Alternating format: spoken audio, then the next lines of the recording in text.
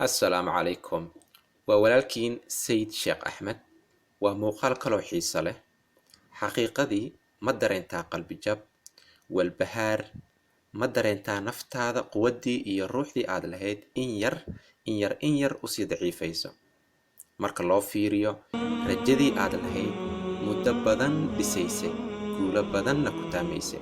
Ma isdareensiisaa in riyooyinkaas aysan ku muuqanin ama rajadaas aysan sii soconaynin? Maanta waxaan rabaa in aan ka hadlo xiriirka. Marmarka qaar naftaada ma u sheegtaa qof in aad xiriir lahaydeen?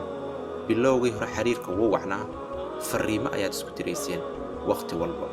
Waqti ayaa wada qaadanaysaan, xitaa heer waxaad gaaraysaa aad u xiisto ama aad sugi weydo wicitaanka qofkaas. Hal mar ayaa musiibo ku habsanaysa, xiriirkiina xumaanaya, wax walba faraha ka baxayaan. Waxaana bilaabaysaa in ay saameyn ku yeelato hab-nololeedkaada, naftaada ma ku canaanataa hadalladan: qofkaas wax walba ayaan siiyey, naftayda ayaan u huray, waxaan u muujiyey dhiiranaan iyo geesinimo. Haddana ma isdareensiisaa in aadan ka helin wixii aad u qalantay, sida aad wax u rabtayna aysan u dhicin? Wax walba ayaan u suubiyey, dadaal badan ayaan geliyey sidii aan u noqon lahaa qofka ugu wanaagsan xiriirkaas. Marka haddii aad qof kala tagteen, marxalad adagna aad ku jirto, sidoo kale aad dareemayso khasaare iyo wixii la mid ah, maanta waxaan rabaa adiga i daawanayo oo laga yaabo in aad marxaladaas ku sugan tahay, in aan fiideo ama muuqaal kuu soo gudbiyo. Sidee arrintaas ku xallin kartaa? Waa maxay waxyaabaha kaa caawinayo in aad ka baxdo nolosha mugdiga ah? La talinta ugu horreysa oon ku siinayo waxaa la joogaa waqtigii aad nafsadaada maalgelin lahayd. Waxaan idin tusayaa xaqiiqo jirta oo ah, mar kasta ay dadku kugu dhahaan ama ay ku siiyaan jawaabo sax ah, sida in ay kuu sheegaan waxa aad suubin lahayd, xaqiiqada ayaa ah ma xakamayn kartid waxa aad dareemayso. Yacni ma kontarooli kartid dareenkaas. Ma ahan switch ama daaraadamiye, marna aad shidayso marna aad deminayso. Laakiin xanuunkaas, qalbi-jabkaas, khiyaanadaas, waxay ahaataba, waxaan kaa rabaa maanta enerjigaas ama xanuunkaas aad dareemayso in aad nafsadaada ku maalgeliso. Waa waqtigii aad isbeddel la imaan lahayd, wax wanaagsanna noloshaada ku soo kordhin lahayd. Markaan ku leeyahay nafsadaada maalgeli, waxaan ka wadaa u isticmaal enerjigaas ama xanuunkaas in aad ku soo saarto shay waxtar leh. Xanuunka waa sidii seef ama midi laba af leh, wuu ku dilayaa ama noloshaada ayuu horumarinayaa. Waa sida aad adiga u isticmaasho walaal. Waxaan kaa rabaa xanuunkaas inaad u isticmaasho awood aad noloshaada ku horumarinayso. Awoodda qofka laguma cabbiro inta shay uu qaadi karo, laakiin waxaa lagu cabbiraa intee in la eg ayuu dulqaad muujin karaa xaaladaha adag markuu ku jiro. Adiga noolo ayaa tahay, waad kori doontaa, waad ka bixi doontaa marxaladda. Shirro ayaad ka baran doontaa xaaladan. Waxaa laga yaabaa in aad noloshaada cariiri dareento, laakiin ogsoonow, nolosha way isbeddelaysaa. Mar kasta saas ma ahaanaysid. Waa wax muddo kooban ku eg. Hadda waxaa la joogaa waqtigii aad ka dhigan lahayd marxaladdaas dhiirigelin. Isku day in aad aado jiimka, in aad suubiso exercise ama leyli joogto ah, jimicsi, aalamiito iyo wixii la mid ah. Sababtoo ah exercise-ka waxa uu furfuraa jirka, maskaxda ayuu ka saaraa wasakhda iyo xumaha. Bilow in aad buugaagta akhriso. Sidoo kale nafsadaada waxbar, waayo maskax aanan cilmi lahayn mustaqbal mugdi ah ayay dhaxashaa. Isku day in aad safarto, meelo kala duwan soo booqo, dunida soo arag, waqti la qaado asxaab kala duwan. Soomaalida waxay ku maamaadaa nin aan meel soo marin dhaaya ma leh. Isku day in aad meelo kala duwan cagahaada soo dhigto si aad ooga dhaxasho cilmi iyo aqoon. Arrinta kaloon raba in aan idinla wadaago ayaa ah, dadka badanaa waxay dhahaan waa waano badanaa aan maqalno oo ah, u fakir si wanaagsan, waxaad helaysaa ama soo jiidanaysaa waxyaabo wanaagsan. Maya walaal, aniga ma rabo in aad waanadaas qaadato. Taasi waa arrin qaldan. Ha u fakirin si wanaagsan oo keliya. waxaan kaa rabaa ficil ama tilaabo wanaagsan inaad qaado. waa sida tan arrinta.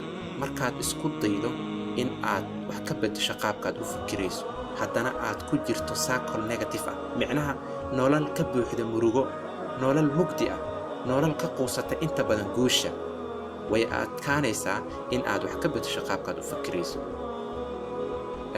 laakiin waxaad suubin kartaa marka hore in aad wanaajiso ficilada iyo waxa aad qabanayso. waxaad haysataa fikrad, eray iyo ficil. haddii ficilkaada aad wax ka beddesho, waxqabad fiicanna aad la timaado, erayadaada wax badan baa iska beddelaya. hadalkaada iyo qaabkaad u fikiraysana wax badan baa iska beddelaya. isweydii su'aal fudud oo ah, maxaan suubiyaa oo iga dhigaayo mid faraxsan ama dhoola caddaynayo?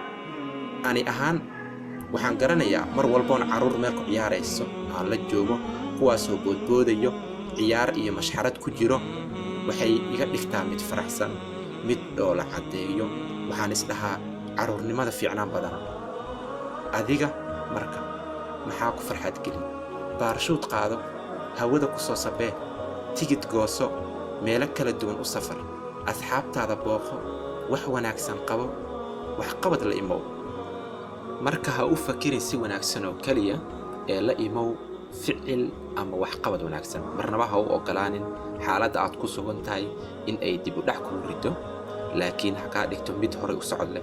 waa inaad u sheegtaa nolosha marxalado kala duwan in aad soo martay, laakiin aadan u ogolaanaynin in ay saamayn kugu yeeshaan. arrinta kaloo idinla wadaaga ayaa ah kelinimada iska ilaali. yacni in aad qol isku soo xirto ama aadan isku dhex darin bulshada ayaan ka waday. kelinimada ayaa dhowr nooc ah. waa wax caadi ah haddii aad adiga ku faraxsan tahay in aad keligaa ahaato oo jawi macaan gasho, in aad dhegaysato codad ama dhawaaqa dabiiciga ah sida codka shimbiraha, dabeesha iyo baabuurta. laakiin kelinimo in aad qol isku soo xirto keligaa kuma caawinayso walaal. ha ka caburin dareenkaada, suubi wax wanaagsan oo ku farxad geliya, muuji wax aad dareemayso, ha caburin dareenkaada. ninbaa waxaa laga sheegay, wuxuu dhahay, markaan qofku xanaaqo waan ordaa, meel cidla intaan tago ayaan hadlaa, waxaan qofkaas u qabay baan sheegaa, kadaa baad tahay, saas baad tahay. marka waa wax wanaagsan in aad naqaska iska soo saarto. caafimaadkaada ayaa ku jiro. asxaab wanaagsan baro, la sheekayso asxaabtaada, xariijin u suubi asxaabtaada. xariijintaas looguma talagelin qof kasta inuu soo galo. marmarka qaar qof ayaad jeclaanaysaa, laakiin laguma qadarin noloshaada inuu ku soo biiro qofkaas, balse way dhacdaa qalbiga in aad ka dareento. marka noloshaada ha faquuqin walaal. bini aadam ayaan nahay. markii aan hadalno waxaa nagu jiro aan iska soo saarno, waxaad dareemaysaa culays badan inuu kaa degay, furfurnaan iyo farxad aad heshay. arrinta kale waxaa weeye, fasax dadka raba noloshaada in ay ka baxaan. mar kastoo walaaca iyo walbahaarka uu kugu bato, waxaa yaraanaysa awooddaada fakir. waxba ha iswalaacin walaal. fasax buuxasii dadka raba noloshaada inay ka baxaan. haddii uu yahay xiriir shaqsi aad la leedahay, waxaa u baahan tahay in aad iska ilowdo qofkaas. waxayna kugu qaadanaysaa sida cilmi baaris la suubiyey lagu ogaaday 66 maalmood in aad noloshaada ka saarto qofkaas, nolol cusubna aad suubisato. markaan ku leeyahay u ogolow qofkaas noloshaada inuu ka baxo, waxaa laga yaabaa adiga in aad micno kale u fahanto, sida in aadan la hadlin qofkaas oo kale. kala tagga qofkaas aad kala tagteen waxaa laga yaabaa in aysan noqon abid. adduunka waa sidii xaafad oo kale, yacni waa wareegto. waxaa laga yaabaa in aad meel iskugu timaadaan oo nolosha isla qaadaa dhigtaan, laakiin hadda maadaama aad marxalad adag ku jirto, ka saar noloshaada qofkaas. iska fasax xiriirka iyo nihinihiida gebi ahaanba jooji. u muuji nafsadaada kalgacayl iyo naxariis. jooji hadallada gocashada ah sida qof saan loo khiyaanay miyaa jiro, dad qalbiga laga jebiyey ma jiro, qof marxaladan oo kale ku sugan ma jiro. maya walaal, saas ma ahan. ka fakir kumanaankii sano oo ay taariikhdu jirtay 7.5 bilyan oo dad ah oo dunidan ku nool, oo waxaad ii sheegaysaa hal qof oo ka mid ah in uusan dareemin waxa aad dareemayso. dabcan way soo mareen marxaladaha noocaas oo kale ah. marka waxaan kuu sheegayaa noloshaada in aadan cariiri gelinin. fasax si qofka raba noloshaada inuu ka baxo. waayo markii horeba noloshaada kamuusan mid ahayn. bilow noloshaada in aad dib u dhisto kana bax nolosha cariiriga ah. ugu dambayntii isweydii su'aasha ah, maxaa cashar ah oon ka bartay marxaladdan? horumar miyaan suubiyey mise dib u dhac?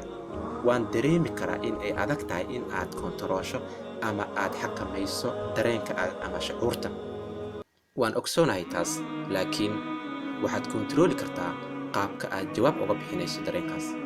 dhegayso walaal, u naxariiso noloshaada, sii nafsadaada xoogaha kalgacayl ah. waqti xaadirkan waxaa u baahan tahay in aad noloshaada ka taxadirto. qof kale oo taas kuu suubin kara ma jiro. sidoo kale fahan, haddii aad marxaladdaas oo kale ku jirto, waan dareemi karaa badantaa, waan fahmi karaa. laakiin ogsoonow, ma ahan abid waad ka bixi doontaa calooliyowgaas. waa waqti kooban wax ku eg. u isticmaal enerjigaas ama xanuunkaas mid aad noloshaada wax badan uga beddelayso. si aad uga gudubto marxaladdaas, il gaar ah ku fiiri waxa muhiimka ku ah, waxa muhiimka ku ahaynna iskaga tag. qof walba noloshiisu wuu horumarin karaa, waa adiga saad iska dhigto. maanta bilow in aad noloshaada iftiimiso, dhoola caddee, nolol cusub bilow. ugu dambayntii waxaan kusoo gabagabeynayaa ereyada: kol haddaanay neeftiyo nafta aadmi kuu hayn, xor bay nolosha kuu tahay. ku naalood adduunyada, hana noqon qof liitiyo midka niyadda laga dilo.